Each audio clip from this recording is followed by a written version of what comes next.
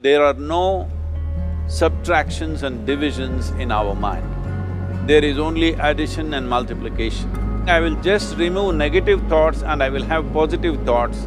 All the best, it's not going to work. It's just that you need to pay little attention as to how it functions. You will see there is a distinction between what is you and what you have gathered.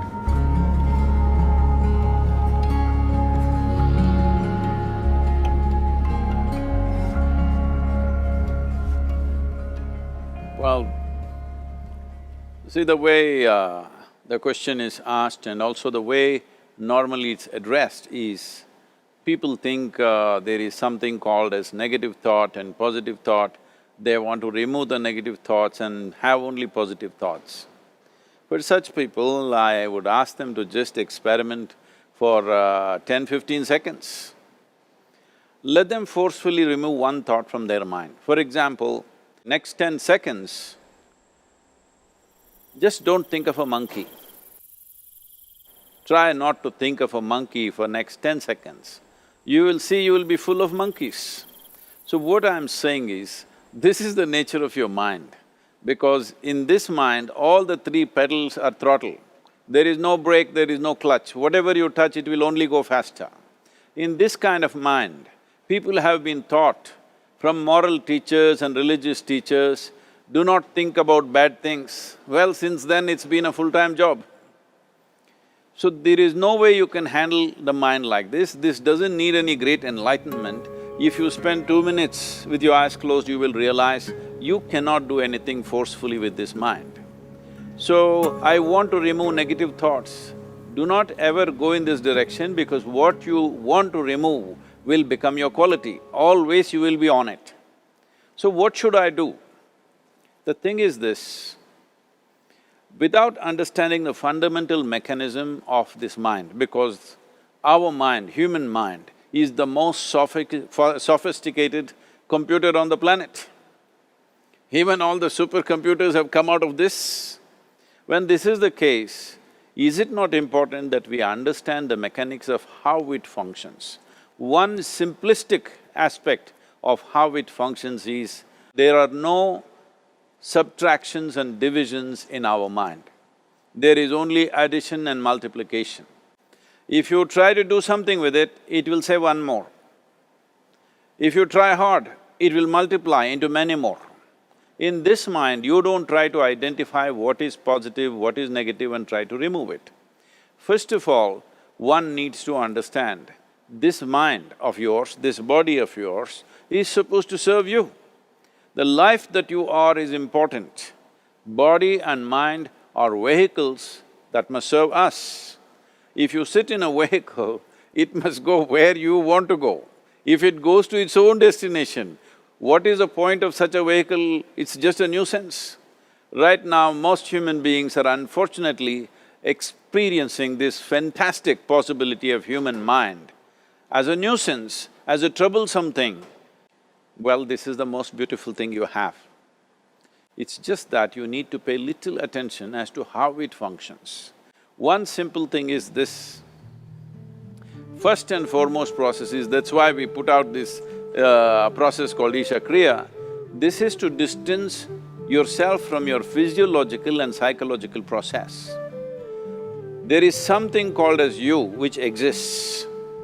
This is not a composite of all your thoughts and emotions and physiological processes. Beyond that, there is you. If you close your eyes, even if you cannot see anything, you're still there. It is through the window of your eyes that you're looking out, but if you close your eyes, it doesn't mean that you don't exist, you still exist. So beyond your thought, you still exist, beyond your emotion, you still exist. So that you, the life that you are, this has to come into your experience.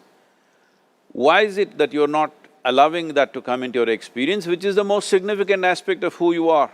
Who you are right now, the most significant aspect is, you and me are alive right now, this is it. What I'm thinking, what you're thinking is not the important thing. We are alive right now, that is the important thing. So, it is important that you focus on this fundamental sense of aliveness within you, and then you will see there is a natural distance between you and your thought process.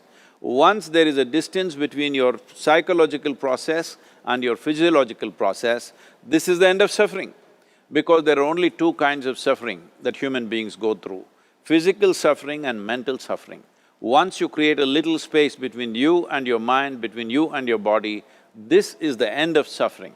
This is something every human being has to experience and know, otherwise thinking I will just remove negative thoughts and I will have positive thoughts, all the best, it's not going to work 100%, it's not going to work because nobody can remove it, they can avoid it for some time. So when negative thoughts come, you say Ram Ram, Shiva Shiva, whatever you want, but this is just avoiding, it's not gone.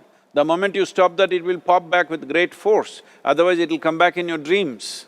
So it's very important, first of all you need to understand your anger, your resentment, your fear, your anxieties, the negativity that you generate. Generally resentment, anger, it is always directed towards somebody. But we need to understand this is poisons that we are drinking and expecting somebody else to die. Fortunately, life doesn't work like that. If I drink poison, I die. If I drink poison, you don't die. So, we need to understand this. When I say poison, today you can have yourself chemically analyzed. Right now, what is your blood work, what it says? 5 minutes of intense anger, check your blood work and see, there will be lots of negative elements in it, literally you're poisoning yourself. So, do you want to poison yourself? Definitely not. Now the very question is coming from certain helplessness, what shall I do? Don't do anything, just sit back and just concern yourself with something which is a life process. Maybe your heartbeat, maybe your breath, maybe just the sensation of being alive. Depending upon how sensitive or how perceptive you are, accordingly, find something. It could be a sensation in the body, it could be breath, it could be heartbeat, it could be anything, something which indicates life to you. Just pay attention to that for some time. Slowly you will see there is a distinction between what is you and what you have gathered, which includes both your physiological and psychological possibility or mess, whatever you made out of it.